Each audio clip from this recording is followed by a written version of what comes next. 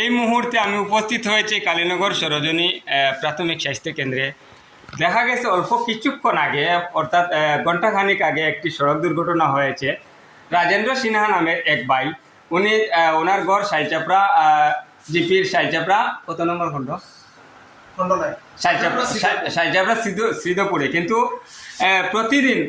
প্রতিদিন সড়ক দুর্ঘটনার সম্মুখীন হয়ে অনেক মানুষ, কারো প্রাণ যার, কারো হাত ভাঙের, কারো পা ভাঙের কিন্তু আমরা দেখতে পাই। আগামীকাল অর্থাৎ বৃহস্পতিবার আসামের মুখ্যমন্ত্রী হিমন্ত বিশ্ব শর্মা বরাকের 3 দিনের বরাক সফরে আসছেন। সেই সময় দেখা গেছে এই শিলচর বদরপুর 37 নং যে জাতীয় সড়ক আছে, সেই জাতীয় সড়কে গর্তগুলা মেরামতের কাজ চলছে।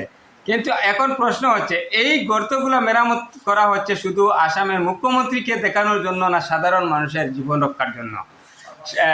এই প্রশ্ন নিয়ে আমি বর্তমানে যিনি সড়ক দুর্ঘটনার সম্মুখীন হয়েছেন এই রাজেন্দ্র সিনহা, ওনার কাছে এসেছি। ওনার ভাই আমাকে এই কালীনগর হসপিটালের সম্মুখে একটি গর্তের ভিডিও করতেছিলাম, সেই সময় জায়গা থেকে আমাকে এই হসপিটালে নিয়ে আসছেন। বর্তমানে যিনি সড়ক দুর্ঘটনার সম্মুখীন হয়েছেন, ওনার একটি হাত ভেঙেছে, পায়ে চোট লেগেছে। উনি একজন সার্ভিস মানুষ, উনি রেল ডিপার্টমেন্টে সার্ভিসে আছেন। ওনার কাছ থেকে জানতে চাইব উনি এই রাস্তার সম্বন্ধে বা আসামের মুখ্যমন্ত্রী আগামী কাল বরাক সফরে আসছেন, কি বলতে চান?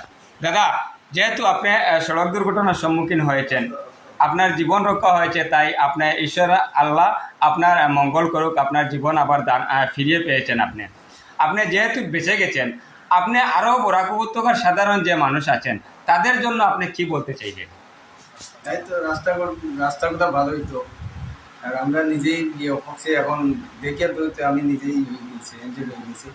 এটা ভালোই তো রাস্তাঘাট, এটাই আমি চাই সরকারের কাছে। আপনার সড়ক দুর্ঘটনা কোন জায়গাতে হয়েছে?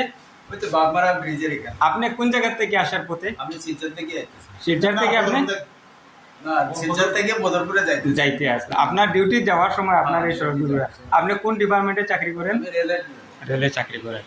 এখন আপনি সরকারকে, কেন্দ্রীয় সরকার বা আসাম সরকারকে আপনি বলতে চাইছেন যে মানে এই রাস্তাগুলা অতি শীঘ্রই মেরামত করার জন্য। আপনার আর একই দাবি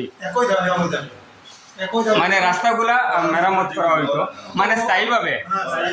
মানে এখন বর্তমানে যে মেরামত করা হচ্ছে তো অল্প মাটি দিয়া পাথর দিয়ে মেরামত করা হয় শুধুমাত্র মুখ্যমন্ত্রীকে দেখানোর জন্য। আপনাদের এই 2200 মতে আমি জানতে পারছি, বা সড়কও যারা আমাকে বর্তমানে একটি ভিডিও দিয়েছেন তারা বলছেন এটা আসামের মুখ্যমন্ত্রীকে দেখানোর জন্য, কিন্তু আপনারা বলতে চাইছেন এটা স্থায়ীভাবে সমাধান হওয়ার জন্য।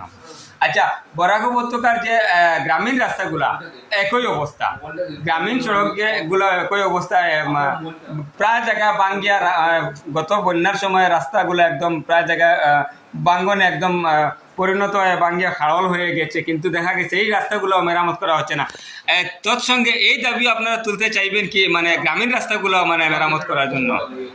একই দাবি মানে বরাক উপত্যকার রাস্তাগুলো মানে আপনারা চাইছেন মানে সুন্দর সুষ্ঠুভাবে হওয়ার জন্য।